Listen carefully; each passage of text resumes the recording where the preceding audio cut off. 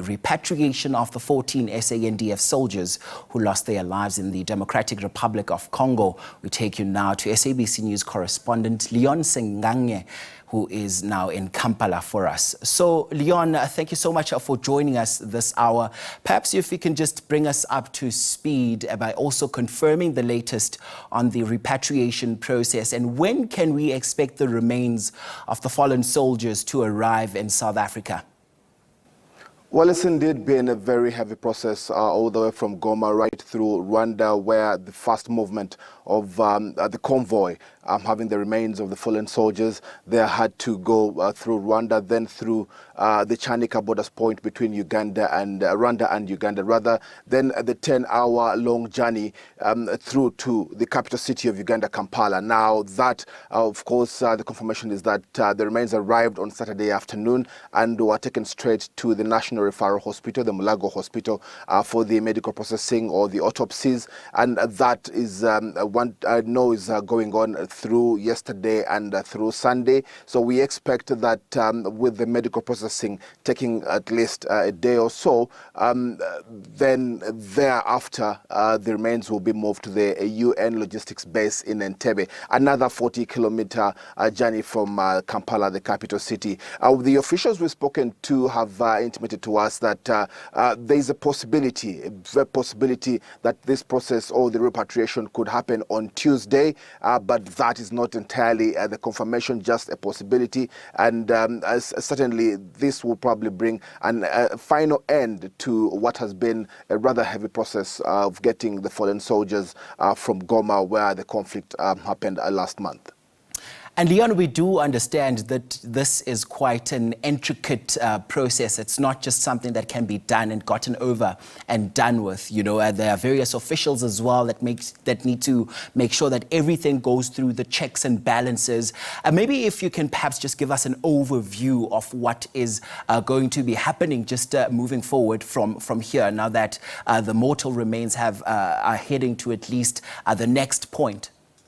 Well, first of all, it's important to recognize the fact that these are not just soldiers. There were peacekeepers coming in from the SADC bloc, and the contribution towards the attribution of or stabilization of the Eastern Democratic Republic of Congo. Now, that is a conversation that has happened, and the regional leaders have tried to stamp a bit of the authority in the attempts to cause for peace. Now, that means the resource of soldiers to lead up to that. Now, there are several countries involved in this. The 14 South African soldiers, 2 Malawians and 2 Tanzanians, different countries here in. That, of course, means that the processes of getting everybody to their respective country will have to be dealt with by both the government and the bloc that they were having been contributed from. And indeed, it's some piece of work coming through. The UN is fully in charge of this whole process, as they were also working under their scope. So the intricacies of and the protocols involved herein, of course, mean that the soldiers will have to arrive and with the government interventions here and there to ensure that they are fully repatriated to their respective countries. And Leon, let's change tact a bit now. The SADC EAC meeting has just concluded. And what were the key outcomes that came out of it? And how do they relate to regional security concerns that, you know, have been on the discussion table for the past couple of months now? Well, it's also important to understand the security concerns around Eastern Democratic Republic of Congo. They have a huge impact on the rest of the region, specifically the East African region. And this, of course, impacts on very many areas: security, trade, the living of the millions of people within the region. And that has affected how every other country relates. The meeting in Dar es Salaam, Tanzania, had several heads of state, including Cyril Ramaphosa from South Africa, Paul Kagame of Rwanda, Democratic Republic of Congo's Felix Tshisekedi attended virtually. These two have been at loggerheads over, again, the crisis and the involvement of the M23. So it's been critical that this matter is discussed by the bloc, and even at a time where where the escalation of violence in Goma now has threatened everything around the region. But the important things to pick from this were that the regional heads demanded the cessation of hostilities, the restoration of essential utilities and supplies, lines for food. More than 500,000 people have been displaced both within the North Kivu and the South Kivu over last month conflict in there. Then also the peaceful resolution to the Luanda and Nairobi processes. These are processes a couple of months, like you mentioned, that have tried to push for the arrival of peace within the Eastern Democratic Republic of Congo. And also there, critically, is the withdrawal of the uninvited foreign armed forces from the DRC territory. This remains a very dicey issue for many that are involved in this particular crisis. So at this point in time, one of the biggest calls is for the immediate and unconditional ceasefire and cessation of hostilities, and that possibly could help at an arrival of a semblance of peace and possibly an end to the crisis in the Eastern Democratic Republic of Congo. And notably, Leon, what we've heard is on most conversations about this particular summit was the attendance of Mr. Tshisekedi, which was virtual. What have you been hearing there on the ground on this attendance? Because so much has been said, particularly when we look at, his willingness to come onto the discussion table, to have these discussions that will see an end to the turmoil that we're seeing currently. What have you been seeing? What have you been hearing on this front, particularly when it comes to his virtual presence?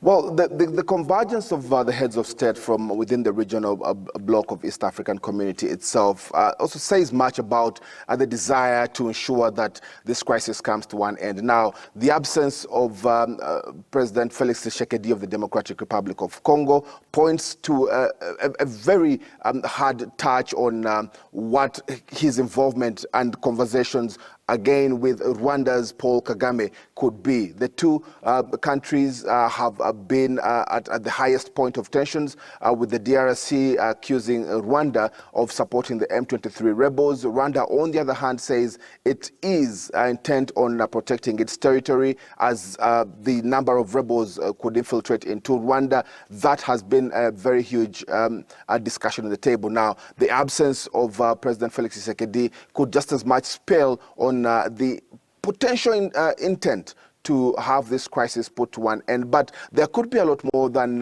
why he did not attend, and still the choice of attendance virtually could also add something, at least, to the achievement of some of the resolutions from the Saturday gathering. And look, I can imagine already as it is, there are concerns about regional stability following the deaths of the SANDF soldiers. Maybe if you can just paint a picture for us on what the picture looks like at this moment on the ground, and what are the people saying, because they are the ones that are ultimately hardest hit. Yes, the passing of the soldiers spells much about the safety and the security concerns that exist within Goma. The M23 rebels, of course, had a huge impact in last month's attack. They have covered up quite of the biggest area of North Kivu they are in, and extending further into some areas of South Kivu. But with the contribution of the troops from SADC itself, could tell us much. Uganda also has its contribution, but on the other part of the DRC that is in the Ituri region, to fend off the Allied Democratic Forces. So the contribution of forces to try and arrive at stability in the Eastern Democratic part of Congo says much about the desire for countries to have regional stability. The downside to it is that the forces therein within the Eastern DRC are just as much powerful. Whoever supports them and whoever provides the logistics therein says much about the intent to arrive at the end of the conflict in the region. So it's a bit of a dicey issue here in ensuring that the troops there that go to serve are safe, but not just the troops themselves, but even the people that live within those areas. Okay, that's SABC News correspondent in Kampala, Uganda, Leon Ssenyange. Thank you very much indeed for bringing us up to speed with developments there.